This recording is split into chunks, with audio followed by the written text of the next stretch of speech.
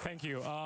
Back in 2018, I went on to pursue my freelancing career, and I inherited for 200 euros the computer that I was using for that company. It was a MacBook Pro, Retina, 15 inches, Intel Core i7. It had an SSD, it had 16 gigs of RAM, and it was a pretty okay computer, but eventually started to suffer a slow death. So I had to like repaste it. I went to ifixit.com to buy the battery to change it, and it would give me like an hour of battery life, so it was pretty crap.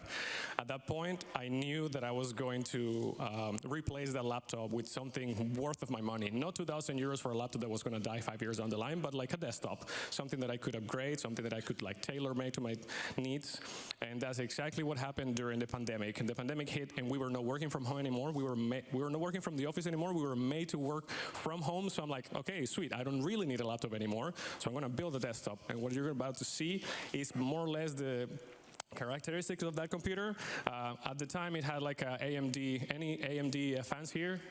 Yeah, okay, nice, my people. It's AMD, 16 gigs of RAM, 1 terabyte of SSD storage, and the rest of like cooling, etc., etc. Took a lot of research. A lot of things have changed in the last 15 years when I built my last desktop. So I wanted to use the computer both for work, but also for gaming.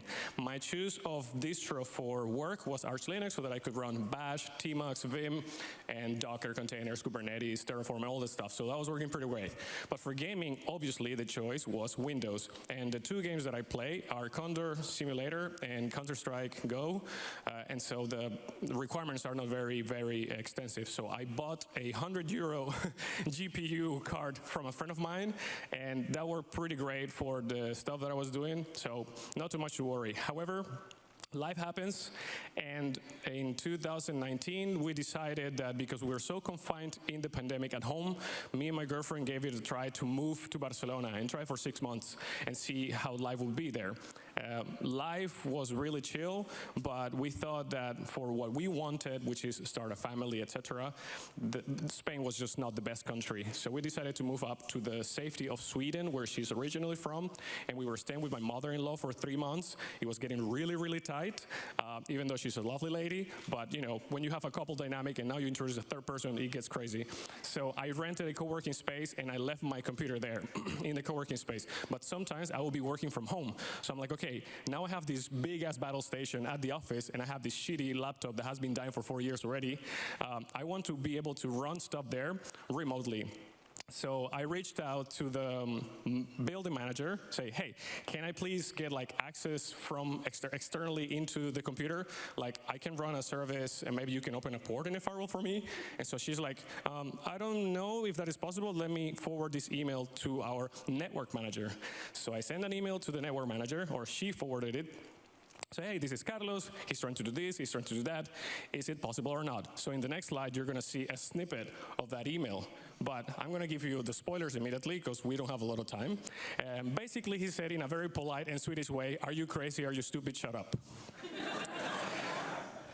What he told me offended me because he's like, basically what you can do, we're not going to open a firewall port for you, but you can install TeamViewer. And I'm like, no thanks. You want me to install malware on my computer? That's not going to happen. So I'm like, okay, I need to find a solution for this.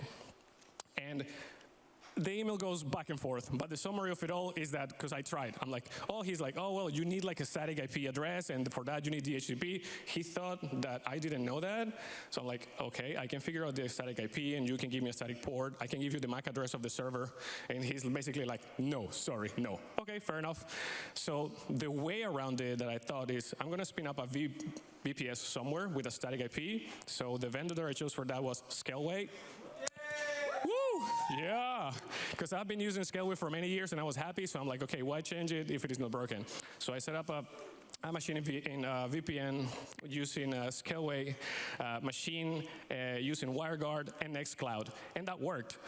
But after that, I'm like, okay, I have this super expensive computer. I spent about between 1,800 and 2,000 euros to build it to run basically Nextcloud.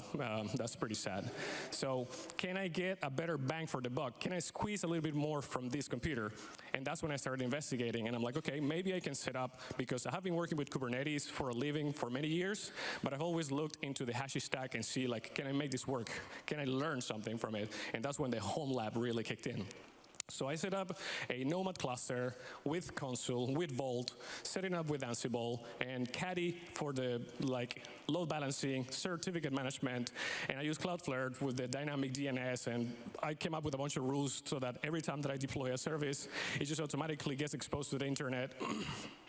Unfortunately, because of security reasons, I'm not going to share any screenshots with you because I'm afraid that you're going to hack me.